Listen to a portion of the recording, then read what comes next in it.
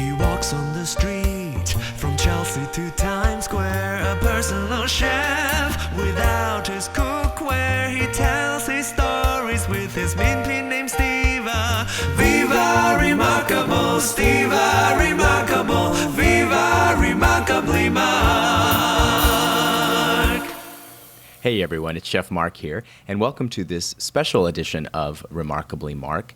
I attended Podcamp Philly this past weekend in Philadelphia, and many props to Whitney Hoffman and all the great organizers of Podcamp Philly. And this is audio that I recorded in one of the sessions. It was the panel discussion about the Association for Downloadable Media, which is in its infancy, and this was a discussion that was about the organization, but also soliciting some feedback and information for the formation of the organization. And leading the panel were Matthew Snodgrass from Porter Novelli and John C. Havens, who is one of the lead organizers of Podcamp NYC. In the room, in attendance, were several notables, and some of the people that you'll hear speaking on the tape, Chris McDonald from Libsyn, Steve Garfield, David from David.com, Catherine Jones from Synchronous.tv, and Cece Chapman. And also you'll hear a little bit from me. I was among the many people asking the sort of challenging questions in the room. So I think you'll find it interesting, and hopefully it will encourage you all to be a part of the conversation as well. Keep in mind that I just had my recorder on in the middle of the room, and I had to levelate this so we could get all the audio at the same level. So sometimes it's a bit loud because I think one of the people near the recorder was rustling a little bit. So please bear with that and forgive the noise if you hear that. And it's a bit of a long podcast. Also, there was another session in the afternoon also discussing the ADM, and so I'll have that out fairly soon. All right, enjoy. Hello. Good morning. Good morning, everyone. Morning, everybody. You can all hit record now. Microphone doesn't seem to be working, so we'll just talk loudly and hope that works out the best. Thanks, everyone, for getting up bright and early for this Podcamp Philly. I'm originally from the area, so Podcamp Philly is very near and dear to my heart, and not to John's, I'll say. Not at all. He hated Philly, but I'll let him speak to that later. We're here to talk about today the Association for Downloadable Media, an organization that started not too long ago as an industry organization for podcasting. I'm not sure if you heard our theme song yet. Dumbass. It's new. It's a new one. Is that a Casio? Yeah. So let me go a bit about the history of ADM and where it started. Back in May of this year, a woman named Susan Bratton, who does the Personal Life Media podcast, it was also one of the founding members of the IAB, got a bunch of industry leaders together in San Francisco just to talk about podcasting in general, the need for an organization, an association around podcasting. Should there be an association for podcasting? If so, what should it be called? And it was really just gather some people together to go, is this something that's needed? Because podcasting was sort of, it's out there, it's sort of going on its own like a child in the backyard, and it's, hey, they're having fun, but I think it needed a little more structure to help it survive as an industry. So following at me, a bunch of people there. John was there. Chris McDonald is also another member of the ADM right now. Chris, raise your hand and don't shake the camera in the process. Prior to that, Chris and I were involved in a group called the Open Metrics Initiative that was sort of born out of Podcamp Boston to really, more specifically, address the need of reporting and metric standards in podcasting, like what's a subscription, what's a download, what's the nature of the audience, so that we can get that information back to potential sponsors, because that's the world that I come from. Working at Porter Novelli, I try to pair a lot of my clients with podcasts in the sponsorship fund. So if you're in it for the very egalitarian, I just love speaking and don't wish to make money, please don't think that this is evil or anything. It's just here to foster an environment for growth and monetization for your podcast in a way that the IAB was able to do for the internet, and the way that folks like the NAB were able to do for television so many years ago. Although I should say, if you want to run and you get elected, you can make it pure evil if you want. That's up to you. Entirely up to you. It's, as we'll see later on, it has nothing really to do with the group that started. So one of the decisions that came out of it was to, in fact, start a podcasting association. We felt that the IAB and MMA weren't addressing podcasting specifically. I mean, they have a lot on their plate and they do that very well, but we felt there was room for an association to cater to podcasting specifically. It was really to address this need to open the gates for money to start flowing to podcasts in a very in a more structured way. On July 16th, we actually came out and opened and announced the formation. We had decided to do it behind closed doors at first because we knew that if we had sort of leaked it out, it would have gone in many different directions with a lot of opinions, and it may have died before it even got a chance to start. So that was the only reason that it was sort of started in, we wouldn't say secrecy, but just not with a lot of fanfare until the 16th, at which point it's now open for everyone to join, and I encourage all to join so that everyone can help start to shape the ADM and podcasting industry. Our missions is right off the site, and I won't read it because I hate when people read PowerPoint slides. But as you can see on the site, one of the reasons for the name Association for Downloadable Media and why the term podcasting isn't in the name at all, and that's been a bone of contention for some people. We had decided at the time that, we had noticed at the time from the opinions of a lot of people there, that podcasting isn't the only vehicle by which the media is getting to people. It's coming over your phone, if you're a Nokia, it's coming over your iPhone, it's coming direct download off a computer, it's coming peer-to-peer. So we didn't want to sort of put it in a corner that maybe the industry would grow beyond the term, and the term would become moot at that point. So that's why we say downloadable media. And this is an important point. It's open to, when I say open to everyone, that means everyone who would like to join, but open to everyone that touches podcasting, not just podcasters. It's publishers, it's advertisers, agencies, vendors who create podcasting tools. Everyone to just get involved in how podcasting is going to take shape. Don, tell us our goal. Is that goal? Oh, what button do I push to have the goal? What is this? Well, one thing I just wanted to start a sort of a philosophical thing too, because coming from having worked with the New York Podcamp and let me say this. I was an actor for 15 years. I bring that as a reference because I'm in all the acting unions, the Screen Actors Guild, Equity, and AFTRA, okay? When I was younger, meaning a newer actor, there were a lot of us who thought that joining the unions was pure evil. And there were a lot of reasons to think that, maybe. But I want to make a quick analogy to what we're doing. We're not a union, but the point is that one thing that I have a real heart for helping, if I get elected, to shape ADM about is protection. You know, you may be hearing about, well, we're monetization, all those things, and those are very important. But also, there's when you join, in my case, like the Screen Actors Guild, what that meant is it has nothing to talk. It doesn't affect your art, right? We know Screen Actors Guild actors. We've all seen actors on TV and films that we think suck.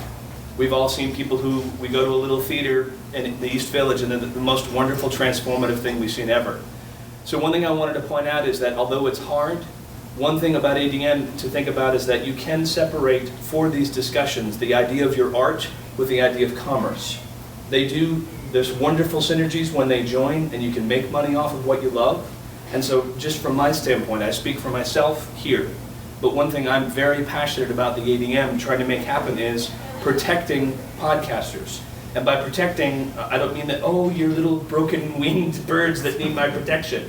I mean that when you have a show, if you want to join us for $150, and we'll talk about the money and that type of thing later, one thing when I hand someone a Screen Actors Guild card, or I say I'm a Screen Actors Guild card, they know about 14 things about me as a professional actor. And professional, I'm not trying to put any pejorative sense on professional or amateur. I'm talking about the distinction that when I walk on a set, I get paid a certain amount of money. I have to have a lunch break. If they go overtime, I get more money, okay? One thing that I think everyone would probably agree with here, and Matt is more of an expert obviously than I am, advertisers, and we put them in this big sort of universal advertising, and I will get back to our presentation quickly. I'm sure Matt is sweating. What are you doing? Off book. Stop it, you bastard. This is what we talked about. Advertisers, first of all, are people trying to make a living, and we'll talk about, anyway, try to get back on point here. But the point is that when someone, a vision that I have for ADM, is that a year down the road, you'll have a tag, a widget you put on your site that says ADM. Someone presses that button, they see your stats, and we help unify metrics so what stats even means. So that within about 30 seconds or less, if someone comes to your site as a podcaster, if you choose to do so, you can say, here's my subscriptions, here's my downloads, here's my demographic. My audience is very advertisement, wary. So to advertise, I prefer a sponsor model. It really is about communication if you want to monetize. And so one thing, I just want to set a little bit of my background of how I'm approaching ADM. And that said, I also want to make money off my content. I do. I hope that's okay to say, but tough if it isn't. I have a family and kids. I would rather make money off of what I love in an integritous way than temp. I did that for a long time and it really, really sucked. So anyway, that's my little intro, but I want to set that framework that before we just talk about monetization and all those things which are vital, there's a valid, very good reason as a podcaster to want to very clearly state to the industry at large, here's what I've chosen to say about myself as a professional. Again, professional meaning in the monetization space, so there it is. So anyway, that's that long bullet. I won't take that long with each one, I promise. Is it return now? Yeah. So this is another thing. We have to help the industry, right? We're the folks who have been knee-deep in what do these specific terms mean? What's a pre-roll? There's terminology that advertisers have used for years, correct? A lot of what we're doing with feeds and whatever else, people's eyes glaze over. And with podcasting being largely a distribution method, we have to teach people. Advertisers don't give you money just because you say, we're a great community, we have great content. That's fine. You're asking them to give you money. Okay, it's much like getting a sponsor, like I was our sponsorship liaison for Podcamp NYC. Walking up to someone and asking them to give you money means you have to communicate why they should. The same way that hopefully today we'll communicate effectively if you want to join, why you should pay $150 as a podcaster or $1,000 as a company. And again, so the standardization is vital, right? Very quickly, do you all know what Arbitron is for radio? Does that sound familiar? If you want to buy an ad for a radio show, there's a thing called Arbitron ratings. I call it arbitrary ratings because what it is they actually give people notebooks, paper notebooks, and say, hey, for the past 2 months, or whatever it is, write down the shows you've listened to on radio, okay? That is now, currently, still, 2007, how the radio business determines CPMs, all those different terminologies, okay? So what I find that's fascinating is when people say to us in the downloadable thing, so wait, you can give me stats on people who come to the site, how many people downloaded, who subscribes, but do we know if they listen? It's like, what do you, I don't know, ask Notebook Frank, what he listened to in the last 2 months. But the point is that's irrelevant. That's the accepted standard, that's the language, that's the commerce of how things get done in the radio world. You can say it's strange or crazy, tough. That's just what it is. What we want to do is more adequately and correctly help the industry at large, educate them, and then standardize those terms so that we can get the best rates for this medium that can so correctly say who's listening, who's downloading. Can you tell I just had coffee? International outreach. Obviously, podcasting is not North American. North American or even the U.S. I know there's a bunch of good Canadian podcasters here today. Obviously, UK is huge, Europe is huge, Australia. So this is not United States America centric, but it has started here. So hopefully it will. But there's already people, Dean Whitbread from the UK, and there's already members who are not just U.S. But obviously it's an international type of thing. That person's again for membership. All right, so I'll talk quickly about membership. $150 for individual just means if you're one person, you're an independent podcaster, that's your rate. $1,000 for corporate, pretty obvious, I guess. If you work for, like I work for Blog Talk Radio, we paid the $1,000, but there's 5 transferable memberships 4 people in our company. The same for a nonprofit, it's 150. Did I miss anything? I'm in this one, okay. I'm looking at the wrong slide, here we go. Yeah, 1 for 150. He's about okay. 10 seconds in front of anything Steve. Yes, okay. Anything anybody's seen. As you can see here in 20 There it is, okay. So at 3 o'clock today, there's going to be talk about association stuff in general, meaning if you're interested in forming another association, if you want to ask, why should we do, is there another alternative to ADM? At 3 o'clock, and a lot of people have said, why are you guys taking money? And so specifically, there's things, once the organization starts, certainly we're probably going to want to hire someone to do a lot of the admin duties, so they'll be paid. There may be a director position that's paid, but to be honest, again, we can't tell you because we're not the final ADM. Meaning in 2 months, when people are voted into office and the committees are made, they're going to be the ones to determine how those monies, future monies, are being used. We have paid some money, and Chris is the expert on this, like for a bank account, that type of thing. But also, let me be very clear about when I joined the Screen Actors Guild, for instance. Again, I'm sorry to keep making the acting analogy, but I think it fits. I paid $2,000 to join that union. That was just to join. I paid dues to be a part of it, okay? There's a couple things about that. First of all, money, when you pay it, there's actually a good thing for you when you pay it. Meaning now you can hold the ADM people. It's not just, and I ran a Podcamp, so I can say this with love. Podcamp, if you come, it's free. And that's wonderful that we're here that it's free. But if you pay me $150, I owe you $150 worth of something, right? So first of all, I think there's not a credibility. It doesn't mean that not paying is not credible. But when you pay, there's something about the fact that we have to provide. It's a legal binding thing. Also, it's typical, and it would be sort of atypical to have an association where you didn't have money to help run the event. Because then again, you are expected and deserve a conference, of different membership benefits I'll talk about in a minute. So Yeah, as an example, for instance, the rates that the IAB have on the low side run anywhere from $5,000. On the high side, yeah. Maybe I'm the only one who thinks that I'm not getting what you guys are talking about. Mm-hmm. Oh, we too. Let's agree that everybody wants to pay the $150 and we feel it's valuable. Well, what do I get? What are the benefits? Those slides are coming up. And just in the spirit of not skipping ahead, but we have an entire slide and a half dedicated to that. So yeah, that's one of the things we had to say is, all right, what are you getting for your money? And hopefully, as you'll see a little later on, true, real examples of what that is. Just to talk about the corporate governance, probably better than John or I could do is maybe Chris talk about the corporate governance, because he has a higher order of understanding of this than John and I ever hoped to. Totally unprepared to speak, but okay, so. Hey guys, you know what? People in the audience, am I the only one who feels this way? No. You guys want them to flip it? Someone else say something. flip it, like talk about your question first. That's fine with me. Do you want I can absolutely skip ahead. I want to hear the benefits. Okay, so and then tell me, all sure this thing. other stuff. One of the benefits. Well, yeah, is, let me go to that. One of the benefits is we'll flip ahead. Yeah, that's One of the benefits is when you ask. We will flip ahead on our presentation. Are you looking for validation? So these are some of the benefits. Again, I apologize for putting you on the spot, and I do want to go back to that because it's important for laying the groundwork on how the group is going to be accountable.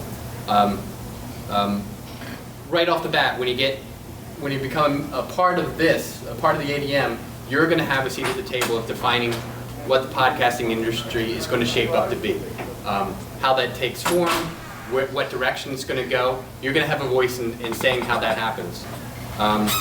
This is an important point that John touched on briefly, ad unit effectiveness. Much like radio, much like television, ad units are defined and ad units are set in certain standards. There's a 15-second commercial on television. There's a 30-second commercial on television. There's radio spots that run in a certain rotation. Those are defined standards that advertisers say, I understand what the ad unit is, so I know what I'm buying. And in television, they create a 30-second spot and a 15-second spot, and they go, I know that you're going to air it, it's going to air in a certain spot, and you're going to air it in its entirety. Podcasting right now is sort of like, some people do a product mention, people do a sponsor mention, some people just put an advertisement in the head of the show or the middle of the show, if it's like an automated thing that'll drop in the middle or the end. It's kind of undefined right now. So if we can help define what an ad unit is, so that advertisers can go, oh, I see ADM logo on your site. I understand that you will abide by the advertising standards that you set forth. So I know what I'm buying. So that being a part of that is sort of saying to advertisers, you can advertise with me because I know the standard by which we've all agreed to handle advertising. So that's an advertiser benefit, not necessarily a podcast. Well, it's a podcaster benefit as well, because as someone who's a conduit between advertisers and podcasters, like our company has set up the sponsorship between Dixie and MommyCast. It was a lot of man hours in figuring out, well, what's the sponsorship going to be, and how's it going to take form, and what are they going to say, and when are they going to say it, where's the logo placement. More hours in man hours, billable hours, than should have been spent on something like that. So every new sponsorship that I handle, like for clients like HP and Oral-B and that get onto podcasts like you guys, it's a lot of work in trying to figure out, well, how's it going to take shape? When's it going to run? How's it going to run? But if there was a standardization set, it would facilitate the process for advertising to happen that much quicker and that much easier. And a piece of that is not about determining a better format, right? Because as we all know, we all have very unique approaches to how we're, attempting to gain access to audience, but also to convey communication. But when it comes to having professional organizations, first of all, a lot of professional organizations at this point, they really don't know a lot about podcasting. And I'm not going to detract from some of the benefits, but the reality is those in the know are grappling with this stuff.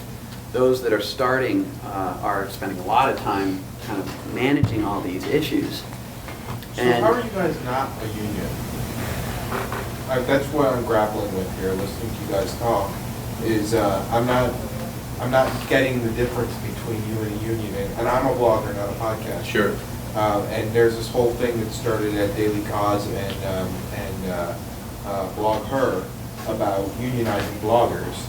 That it's just a continual conversation that starts and stops and starts and stops because there's no real solution to that problem. Right. So I'm listening to what you guys are talking about, and you sound like every other union on the planet, and I'm wondering who, no offense, but what gives you guys the authority to do what you're doing? And can I ask, when you say union, can you Well, you pay define- dues. You pay dues to a union. You get certain services from a union, including potential legal representation, making sure the union members are paid fair standard wages according to whatever collective bargaining is. And I've never been a part of a union, so I'm really going based on what I understand of unions. And it's enforceable because somebody stands up if there's something, goes up against management and says you need to pay these people this amount. And there's some kind of collective bargaining there, but as a blogger and as podcasters, we're all very independent. Right. Can I take a crack? And so, Yeah, sure. So the way I understand unions, and I'm not a union expert either, I've never been party to a union, been a freelancer for a long period of time, and now work for an organization. It strikes me that what a union is an effort. Here's some similarities. The similarities to me are that unions in general collect resources in order to affect change. So I would say in that case, ADM really is about collaborating, getting a lot of people together to affect specific change. In the absence of the collaboration, it's going to be harder. But I think things start to fall apart in terms of the analogy. When I think about a union oftentimes is dedicated to a very specific issue, and it's usually the disenfranchisement of a particular group that, by virtue of the fact that there's no union, there's some kind of either manipulation or problem that needs to be overcome. And by virtue of the union, you can have this kind of issue that and then affect the change that we just spoke about. There's no particular manipulation or issue that's happening in this industry. What's happening is we have a fragmented collection of interests. We have podcasters, publishers, media creators, who are all interested in gaining access to new audiences, and some of them want to make some money. We've got companies, service providers that see a market opportunity to intermediate and to provide services that help publishers do what they want to do, for example. And then you have more traditional media companies that are coming into experiencing these new Web 2.0, for lack of a better word, experiences and opportunities, and saying, okay, how can we play in this space?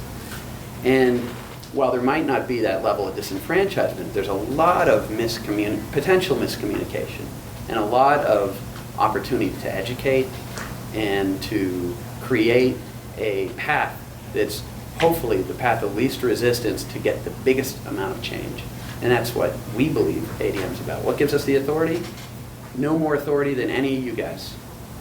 We believe that banding together, as much as a company would want to band together to try to share resources, or different organizations to get together, would make better sense than doing it alone. And we've been doing it alone since October of '04, and we've gotten a long way. But we believe that together we can get a little bit further. Yeah, for us, it's really about empowerment.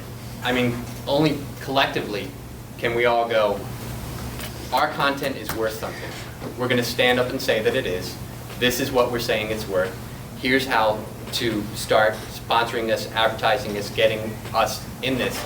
Because I'm sort of I have a podcast. I'm not a true podcaster, not an advertiser. I stand in the middle of wanting podcasting to survive.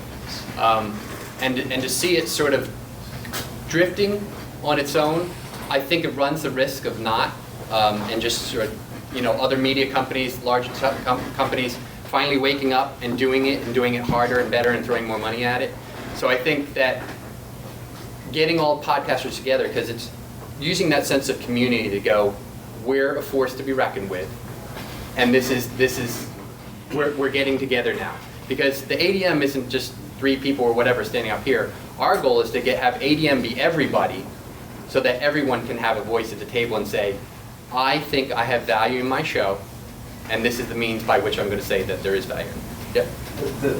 It seems to me that there's a fundamental question, or rather a fundamental assumption that is at play here, that there's an assumption that there should be a standard by which it's all defined. And I think that's something that needs to be examined, not necessarily assumed. Because my immediate thought is, well, yeah, it seems like a great idea, but what if those standards are different from what various individuals might want as their standard? That's a good point. And can I take this one? Yeah, no. It's my turn. He went, I went. No, it's a great point, Mark. That's an excellent point. Here's the thing, and I want to touch on unions, okay? They're being in a union, to say, it's very vague to say unions are good or bad, because there's as many unions as there are people. What I said before about the acting analogy is, again, in terms of, back to Linda's question, but what's a benefit to a podcaster? Let me do this. Let me be interactive and I'll Podcamp. Who here has any kind of video or audio podcast at all? Okay, if someone called you and said, I really like your content, I have advertisers who would pay you, who would at least, talk to them and see if that might work out for them? Who would have a conversation versus, and again, I'm not trying to say it would be wrong if you said, no, thank you, I don't want to advertise. That's a very valid and that's a fine choice. Yeah. That's an utterly valid choice, right? Yeah. There's, like I said with the acting thing, I can name you 1,000 of my friends, 100 of my dear friends who are the best actors I've ever seen that they don't want to get paid. They're in community theater, and I go to see them. And then I go and see bad shows on Broadway or watch horrible reality shows on TV. What we have to talk about is, if you get that phone call, what do you want to have happen if you are interested in either monetizing or maybe not monetizing, but they call you and say, hey, we're doing research to help a different podcasting association, not ADM. Would you be willing to share A, B, C, and D about your metrics to help that? Right? Remember, there's a whole other side to ADM. A very important part is simply trying to say to the industry at large, hey, CC Chapman has 10,000 people listening to his show and downloading it.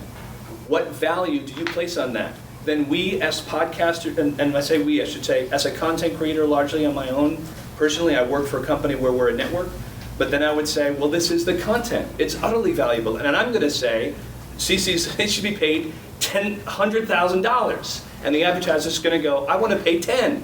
So then a union means there's a body of people who, if I can say it, will be a big pain in the ass. If they go, no, $10, and they'll say no. And then if we all band together, I've been on union strikes. They aren't fun. You feel like you're powerless unless you have. Anyway, CC, I'm sorry.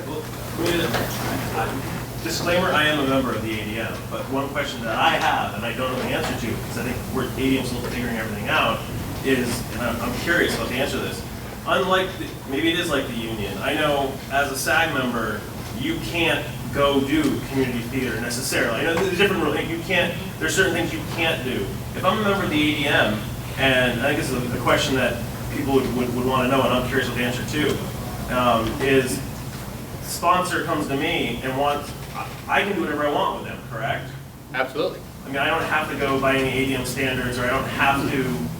No, and it's a good analogy. However, and this is sort of what was the heart of my question here, was that, look, if we're already monetizing, we've already got our metrics, we've already figured out how we're doing it, and we're making money doing it, and then this organization comes along and says, well, these are the standards, then it's like, in certain cases, it's like, that could really screw with what we're already got going. Well, you'd be a really incredible resource because you're one of the, I mean, again, can I say this? If you're making money off of your work, I want to know what you're doing. And this is the type of thing, if we can emulate your metrics, and again, that's totally up to you, but say, if Mark, if you joined on whatever level, committee, whatever, and said, this is what's been effective to help, then you could help other podcasters do what you're doing. And if your metrics, if you're already doing it, then it may simply be, and again, but that's right, I totally get that. I guess the thought comes to mind that, so if these standards are created, and it's sort of like, at this time, this is sort of, per the CPM, what if someone is making more than that already, then the advertisers all of a sudden get to say, oh, well, actually, we don't have to pay you that much because everyone else wants this much. Well, let's cut to the chase here. ADM, I don't believe, has been considering going into a path that would recommend rates or would particularly recommend types or characteristics of messaging. For example, to say that a pre-roll would be more valuable than a post-roll, or that a embedded conversation. We can all agree or disagree, and I'll talk about that. What we're really talking is almost anthropological. We'd say there's a pre-roll. And a pre-roll has the following characteristics. It comes before the content.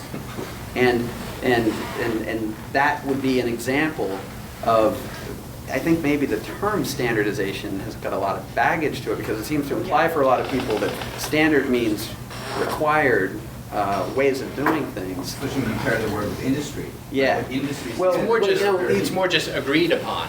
But the other harsh reality about this is that advertisers will self-organize, right? So there's a lot of industries that are going to be making phone calls and talking about, well, here's an example. There's a big, long discussion about CPMs. And then there seems to be the assumption that the way one gets paid is through CPM. Well, guess what? There's a lot of people out there that feel that that's, me included, a highly inadequate way to measure value.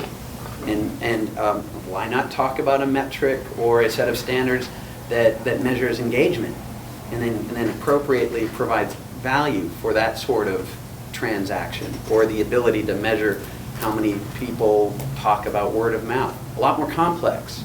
But I think I'm not speaking for everybody, but I'm certainly interested in contributing my time to get to the meat of those issues, and then to create a forum so that when someone says, okay, what's a WOM, word of mouth unit, let's say that's what turns out to be hey, love that. If that turns out to be a standard, that at least we could articulate that as a collective and say that's a way that things could occur.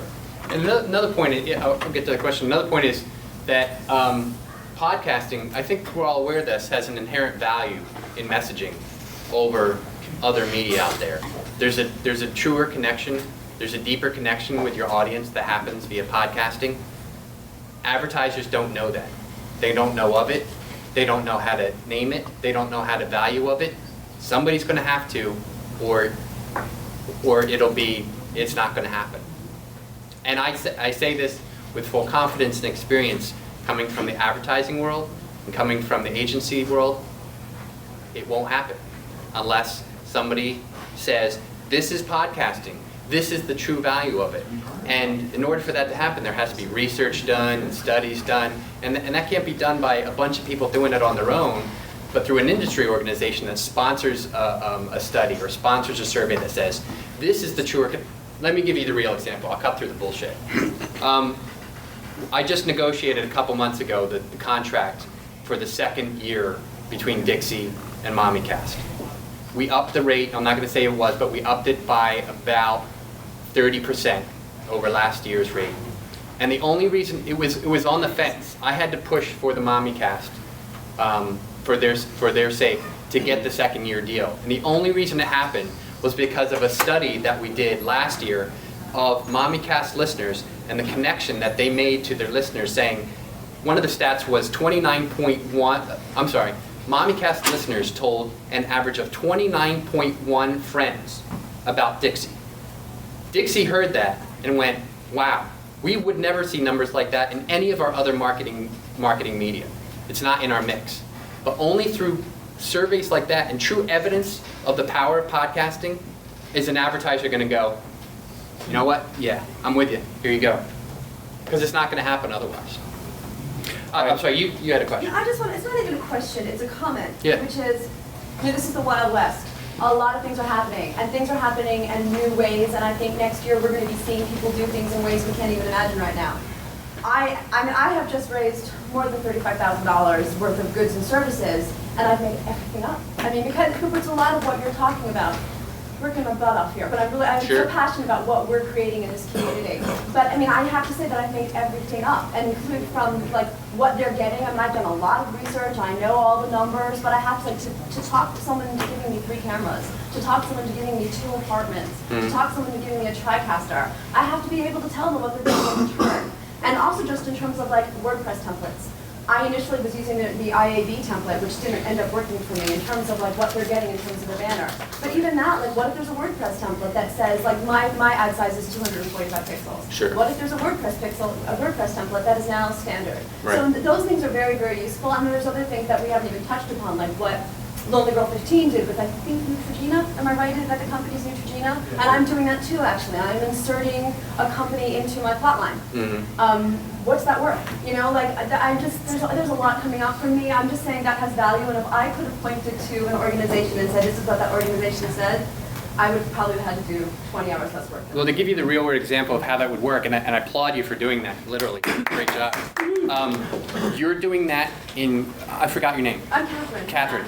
You do that in that Catherine way, and Catherine has a means by which of doing it, and Cece's going to have another way, and Robert's going to have another way, and you count that by the number of people here and the number of podcasters who want to monetize your content, and advertisers are going to go, whoa, wait, what was the Kathy way, and what Cece set up this, and while those deals can happen, and we're not saying they shouldn't or couldn't, but if we can facilitate a way to get that, just that, there's a gate closed of money waiting to be opened. If we can at least start to get that to trickle into podcasters in an insertion, in an advertising, a sponsor mention is at least 10 seconds, at least 30 seconds, so we can truly say, and let's get, too. Like yeah. My people want a 15 seconds pre-roll, and I have studies that say that's actually not effective. People, unless I'm NBC and they know what they're getting at the end of after 15 seconds, they're not going to stick around because Right. I'm not a famous person. So like even like studies like that show really what's better. Yeah. A 3-second spot at the beginning followed by a 10-second spot at Yeah. the end. That would be so much more helpful to me when I'm Sure. talking to people. And the point is that that's the hit nail on the head. I don't know. Right. We don't know. And only through studies and research is anybody going to know. I mean, this is happening on a small scale already. We have Lee from Podango here running a network that is setting up their own advertising standard with some amazing technologies in doing so. So they're taking this in their own microcosm level to monetize themselves, because they're saying, Lee's not in this for the shits and giggles of it, believe me. He's got bills to pay, and as I'm sure everybody else does. Yeah, exactly. So he's already doing it on Microcosm and making it work, and Podshow's doing it over here, and Podtech's doing it over here. So what we want to do is go, you know what? There's a lot of money in advertising that's going away from radio. Sorry, Frank, he's a big radio guy in Philadelphia. It's going away from television. It's like AA. And it's going away from print, and we know this. We've seen the reports in advertising. It's going to go somewhere. I want to try to get it to go to us. Let's do member benefits before. Yeah.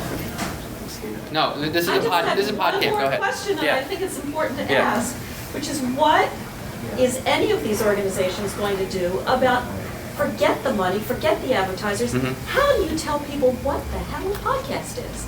And I think that's your basic problem. Yeah. Because it's all well and good to tell it to everybody who sort of knows what it is, but the biggest problem I find is, yeah, okay, maybe somebody has sort of thought about a podcast who doesn't know it, but that's the biggest problem with podcasting, is actually getting people to talk to people and show them how to listen to them. Give you another real world example. I had a client a few months ago, after I had a lunch with the Wedding Podcast Network. I thought it'd be a great connection, talk them up about what the sponsorship deal could be, and they went, "What's a podcast?" And I went, No, you don't do that. but I mean, in my head, inside my head, but there's a lot of old world guard out there that is in charge of the floodgates and in charge of how money changes hands. And I could say, no, there's this real connection, and they go prove it. But you see, don't you think that's where the effort should be focused at this point? Absolutely. Absolutely. And one of the main charters that's been articulated. o'clock we continue the conversation. Yeah, there is a good point. a larger discussion of this on at 3 o'clock. But yeah, go ahead. All right. I know that you're preaching to a friendly audience here, but your presentation is fraught with inconsistencies. Uh-huh. All right? You call yourself an association of downloadable media, yet I'm hearing union and trade association. I'm hearing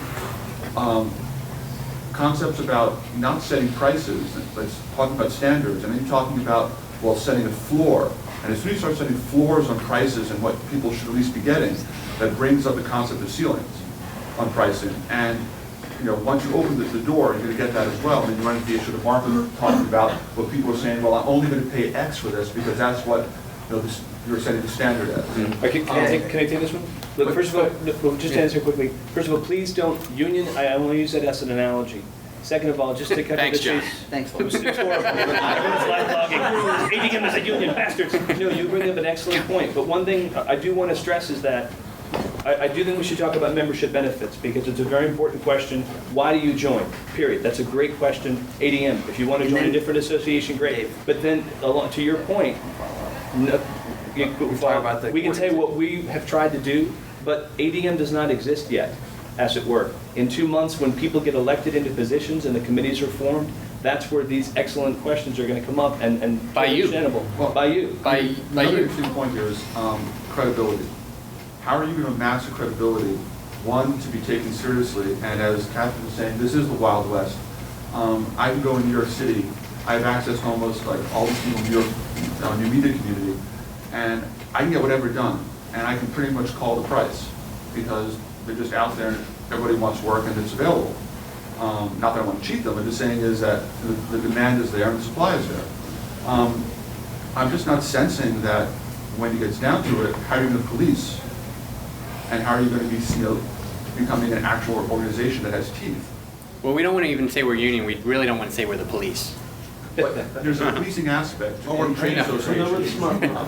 It's just, these questions are going to arise, and people are going to say, well, how are you going to maintain standards? How are you going to make sure that people are adhering to what information your association is putting out there? I just spent 12 years at the trade association before I joined Free Renovation. It's not about policing. It's not about standards. The association that I came from started as a collection to set a standard for sound recordings, and it has become a lobbying voice and entity for the record industry. It's not about policing members. The individual 6 or 7 larger members that make up the association, plus the other 300 or so independent labels, each collectively have a voice in terms of shaping goals, policy decisions, and then individually, can all go off and do their own thing. We didn't tell label A they're not trying to deal with label B or not trying to distribution deal. Those are individual business decisions that they're capable of doing on their own have nothing to do with us. As their trade entity, we have a collective voice when it comes to a collective issue or a collective decision. I don't see this as being anything different. That's the challenge, is that the visions are all over the place. It is the wild, wild west. Right. Yeah. And really, the biggest concern that I've had, and I'm a member of the ADM at Pod Angle, we threw our 1,000 in because we believe in what the central mission was, and that is, let's get at some idea of how we talk about things. And that's the biggest benefit I see. Let's get some common nomenclature, let's get a voice. Well, at this point, there is no voice. At this point, there's 10,000 voices all talking at once. Exactly.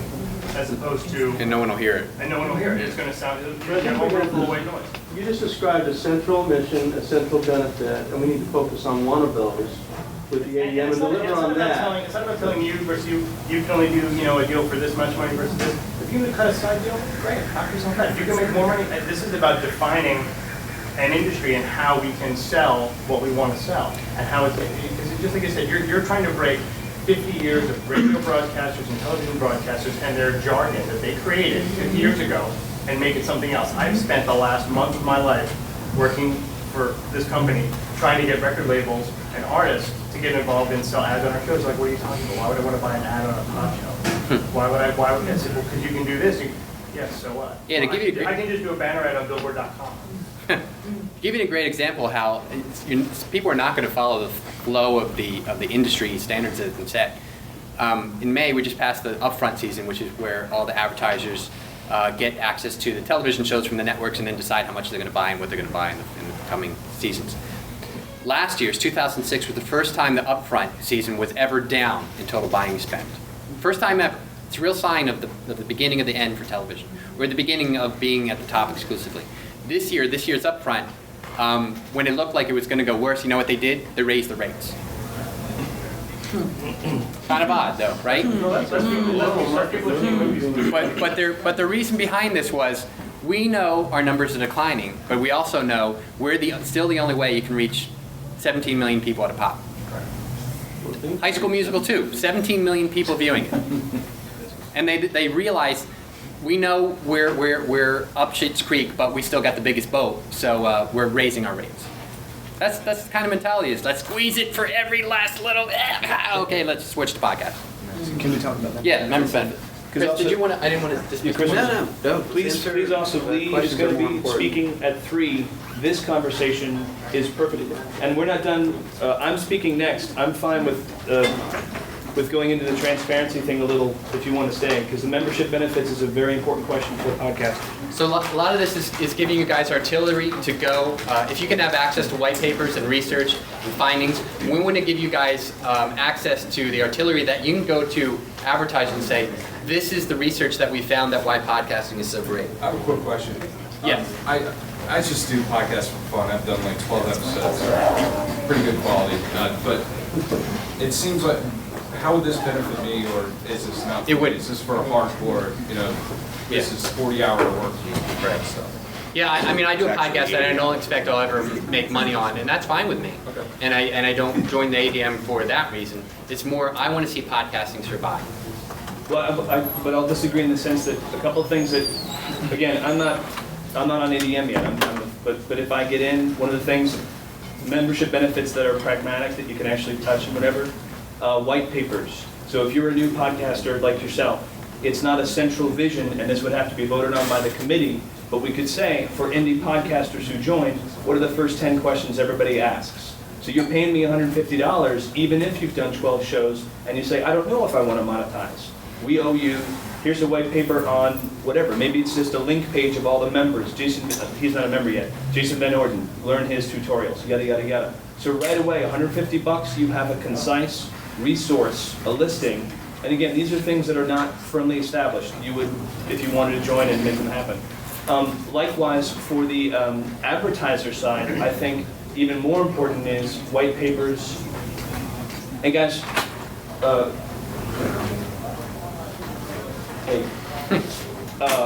say for advertisers, a paper on the nature of long-tail advertising, for instance, meaning they don't understand that when an ad is embedded in content that lives for 10 months, they still make money for 10 months. There's just a lot of ignorance. On top of that, a listserv, right? The people in this room, whether or not we agree on this issue, I want to know who all of you are, your wisdom, etc. A listserv where when I email my podcasting questions to you, that listserv is much more effective. Maybe a job board. Maybe an advertiser is last minute looking for a buy and says, I need a show that's video, that's set in New York, that favors this demographic. Catherine reads it, she gets in touch with them, they have this common rubric of ways to communicate ad buy stuff, she makes money, okay? Another thing, a directory we think would be great. Just even having emails and phone numbers for a lot of people here would be a big deal. And a big thing that we didn't talk about is if you want to monetize, things like what if you want a boilerplate contract? And I think this is a big deal. We couldn't by any means, we're not a legal entity, but there's a woman named Colette Vogel who's one of the current members. She could draft a document so that when you went to an advertiser, if an advertiser called you and said, we'd like to do a deal, you could at least say, well, this boilerplate document says that you're supposed to give me X.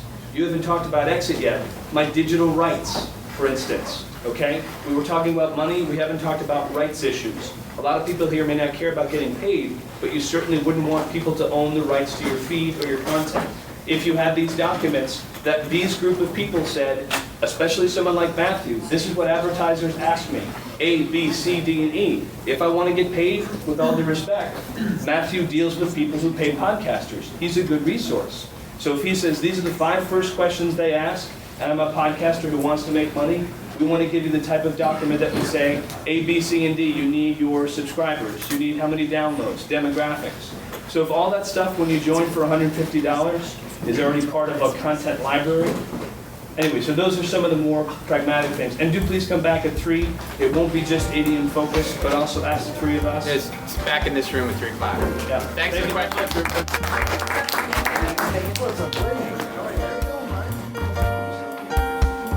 Viva remarkable, Viva remarkable, Viva remarkably Mark. The best and the brightest, served up daily by the sharpest minds in content delivery, Podshow and Limelight.